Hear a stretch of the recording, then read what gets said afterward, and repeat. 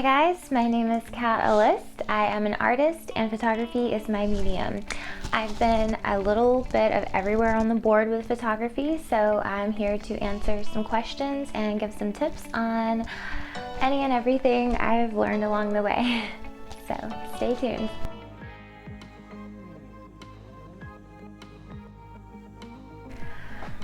Pause and look at your moment before you shoot. So whether you're shooting in a studio with controlled lighting, you're shooting more photojournalism style on street with natural light, or maybe you mix the two, which have you, this is going to be your visual puzzle, so you have to piece it together. And how are you going to do that?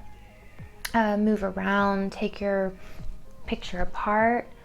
What poetry can you create with light and shadow? How can you use those two things together to manipulate a better expression in your message? In my opinion, I don't think there is bad lighting. I think some people would disagree, and that's fine. But I've found that I feel much more success with just learning to manipulate all sorts of lighting and figure out what that message is going to be, the brand, for myself, for clients.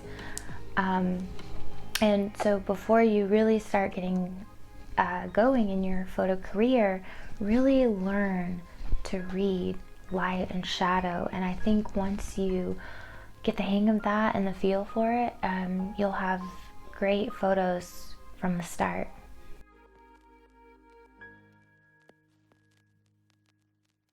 Well, that depends. I suggest just always be aware we're just one piece to the simulation we're all in, and what you project is exactly that, what you put out. So if you're going to the set calm and professional, I think it's always going to work out great.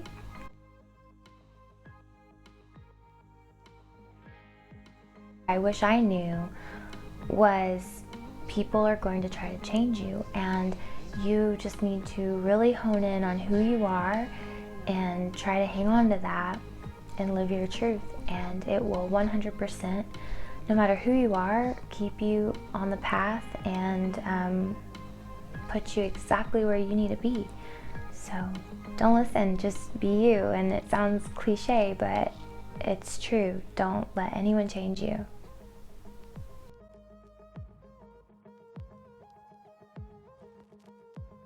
I love the whole process. I know, I really do.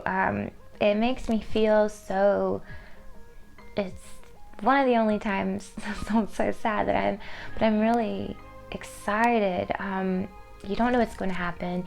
You travel, you set up, sometimes you're outside, you're against the elements. I mean, the whole experience is such a rush for me.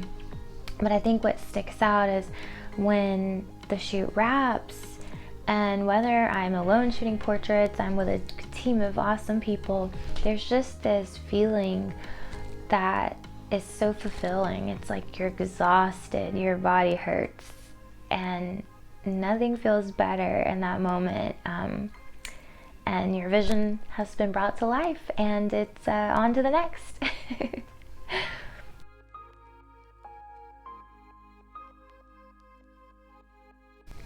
I think some of the best things are worth sticking out without a rule book. For me, I didn't find myself wanting to be anywhere else, but I just wanted to keep etching a path, and I just want to connect with people, and a camera initially gave me that way to do so. I look outgoing, I think, when I meet a lot of people, but I'm actually really shy. I've just adapted, learned to look outgoing. But I just keep people with high energy and who are staying inspired closest to me. I have a very small circle of friends, and I just try to stay around good people who are encouraging me, and we can encourage each other. And then I also found the people like the greats that inspired me and keep me motivated. So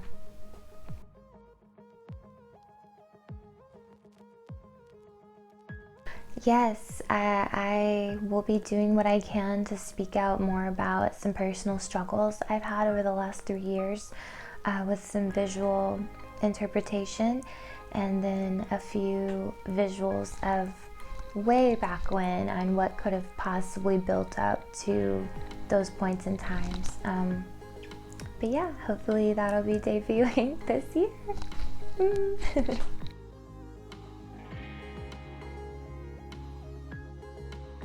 Yes, I am planning on having that art show I mentioned. It will be called Someone is Trying to Tell You Something, and that will show sometime this year. I don't know where yet, but I know it will show.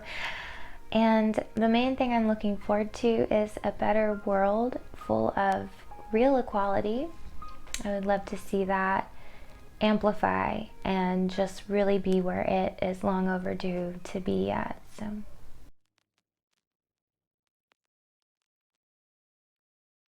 Their artwork makes you feel it captivates this world of emotion and feeling, and it can, obviously we know this, but my favorite part about art is the part of creation that's not only how artwork is maintaining the visible world, but it's also maintaining an invisible world. And that's incredible.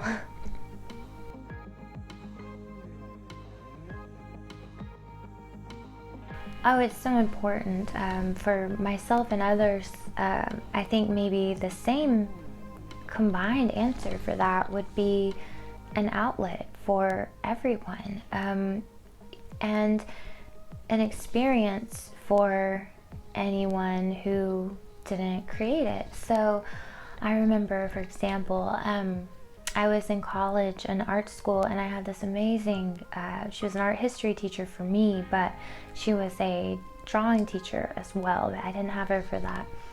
And she had painted these watercolor cherries, and there was a faculty, a group show in a gallery downtown. And I remember thinking there was something about her painting, and it caught my eye, and it was these two cherries.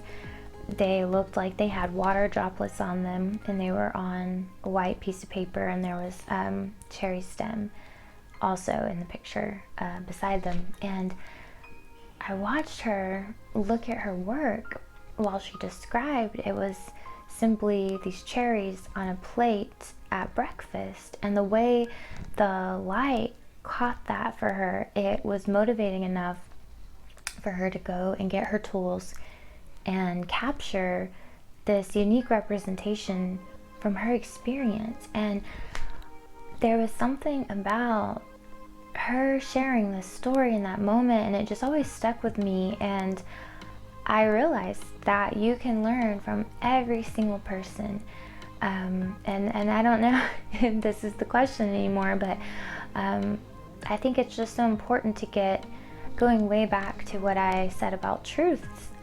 Get your truths out, and if it feels right to watercolor paint some cherries at breakfast, here we are years later, and I still think about that moment, and there's something just beautiful. So yeah.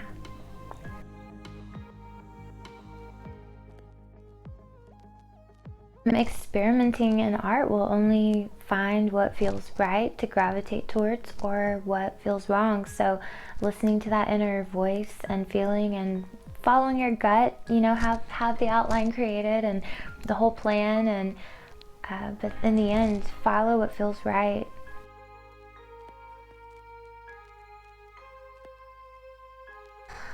So I shoot digital now. I shoot with a Canon 5D Mark IV. That was my goal, to get that camera. I started on film, and I shot with that, and then I was fortunate enough to get the Mark IV 2 years ago, So I've been shooting with that mostly ever since. But I shoot digital, but think like I'm shooting film. So I think about, you know, how frame 1 is going to tell that story through the last frame on the roll.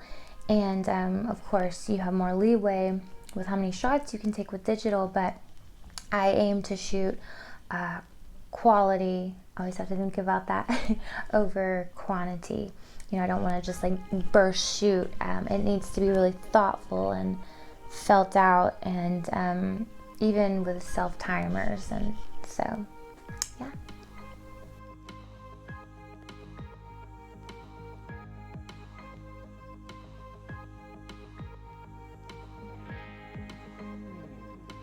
Hey guys, thanks so much for watching. If you want to keep up with me online, check my workout at www.mynameiskat.com or follow me on social media when you search Cat in the Clouds.